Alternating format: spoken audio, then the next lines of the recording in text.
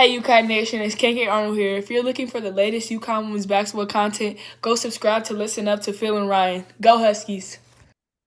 Hello, everyone, and welcome back to Listen Up. Just me tonight for the game recap, but shout out to Phil. I know he'll be watching this one, and he will be back on with me for next episode. But let's get straight into the game recap. It was a great game tonight, great win for the Uconn Huskies, but it was a really sloppy start to the game from both teams, honestly, but especially for Uconn on offense.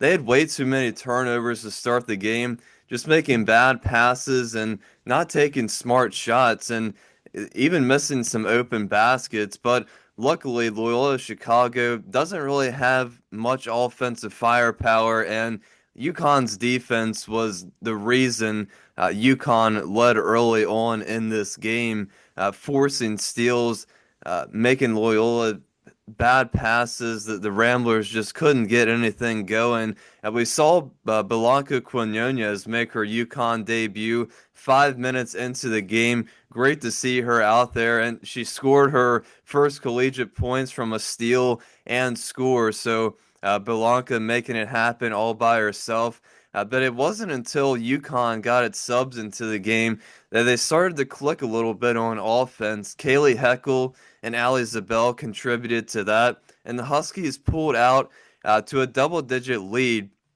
But there was some inconsistency on offense in that first half for the Huskies. At times, there was great ball movement and mobility, setting screens, trying to get plays set up. And other times, it seemed like there was no urgency. Players just ball watching, not moving around that much to get open. So that's definitely something the team needs to work on. But the defense was certainly on point again. UConn just overwhelms these teams, and Loyola couldn't get any momentum throughout really the whole entire game. But Kaylee Heckel, she really took a beating there in that second quarter. She got hit in the face two different times, both unintentional. The first one was actually reviewed for a flopping attempt against Kaylee Heckel, but it was reviewed and there was no further review to that. But she did have to leave after that second hit, but she was out there for the second half, so that was good to see. Just a little banged up there in that second quarter. But UConn led the Ramblers by 27 points at the half, but it honestly didn't really feel like it.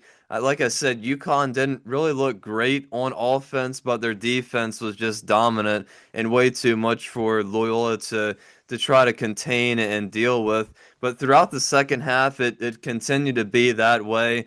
All out domination defensively for UConn. They're so active on every possession. Loyola, like I mentioned, they could just hardly get a shot off, and at times, at one point in the game, couldn't even make it past half court.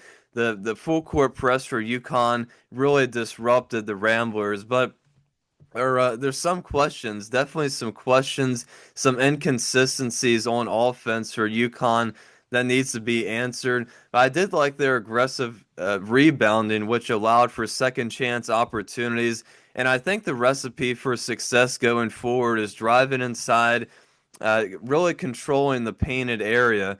Loyola scored just 3 points in the third quarter. UConn went on a 23 to nothing run, which was mostly in part to their defense, but their offense did get a little better as the game went on. And like I mentioned, the subs off the bench provided energy and sparked some offense. So I really think that's going to be the recipe for most of these games, trying to get inside, feed their bigs inside. They have a lot of them this year, but a lot of talented guards as well that can make some shots. But some of them just haven't been going in throughout these first three games of the season. So, but that'll definitely pick up throughout the season. I have no doubt at that.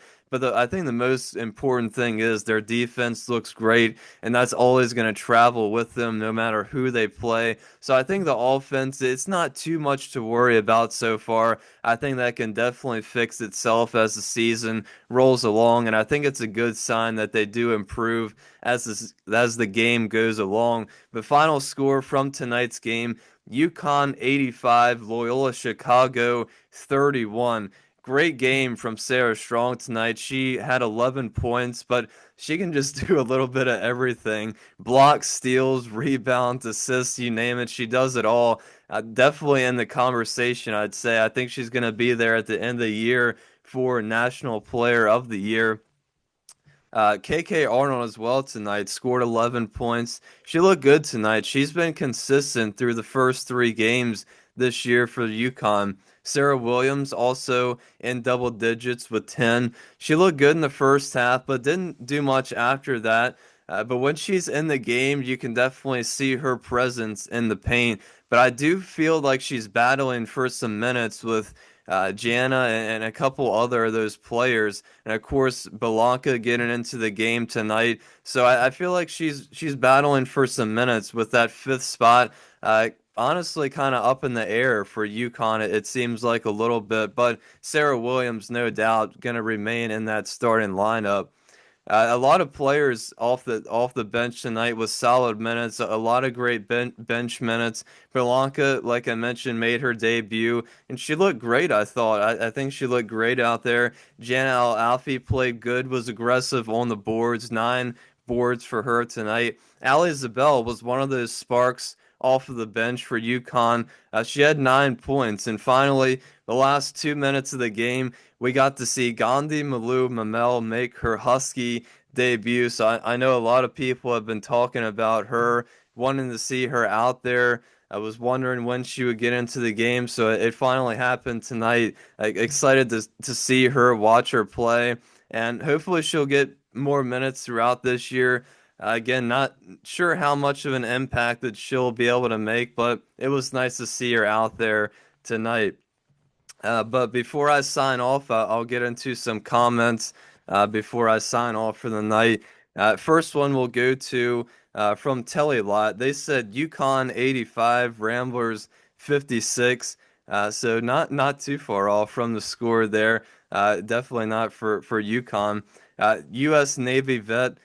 God bless America. Well, thank you so much for your service. And to all of you out there, I know there's a lot of you in the comments from the last video, that the last check-in, that commented saying you were a veteran. So again, thank you for your service. We can never repay you for what you've done for the country. So thank you so much. The next comment we'll get into from Philip Simpson. They said, thanks for appreciating those of us who served 1955 to 59. Thank you again. I enjoy your take on UConn. They said Gino is losing his hair trying to find minutes for this squad. Yeah, I agree. Look, he has so much depth out there. It's one of the deepest teams he's had in a really long time. So I think he's gonna probably continue to struggle to try to find minutes and work some of these players into the lineup. But definitely in these blowout games, I think we can continue to see players like Khalees Fisher, who played tonight, Belanca, Gandhi, Caroline continue to get more minutes. So players like that, I think we'll continue to see minutes, but definitely is trying to still figure out where some of these players fit in and just trying to get everybody out there on the floor, especially with the forwards and centers on this team. One more comment before I leave here from John Ipiola. They said, Army vet and long-term follower of UConn, thank you again. They said the team depth gives Gino a great deal of flexibility to play a tall squad of KK AZ with Sarah Strong, Sarah Williams, and Janelle Alfie. With Ice and Ayana, you have quality replacements, and of course, you can sub the guards freely. Yeah, I agree with that. I think the big lineup is definitely a possibility. There's a lot of great bigs on this team. Haven't seen Ice Brady yet this year, much this season. But yeah, there's a lot of great bigs on this team. Both Sarahs have been dominating so far for this team, but a lot of great minutes. And of course, we saw Ayanna Patterson as well tonight, and she looked pretty good out there, I'd say, towards the end of the game in the fourth quarter. But like I said, this team is so deep.